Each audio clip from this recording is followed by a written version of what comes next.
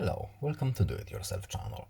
Today I will show you where to find the option for our appear on top function in Samsung Galaxy S22 and how to turn it on or off if you want. So, where to find this function that is called appear on top. We need to go to settings, then we are going to our apps menu, here it is, and three dots menu at the top, special access, and here we have appear on top.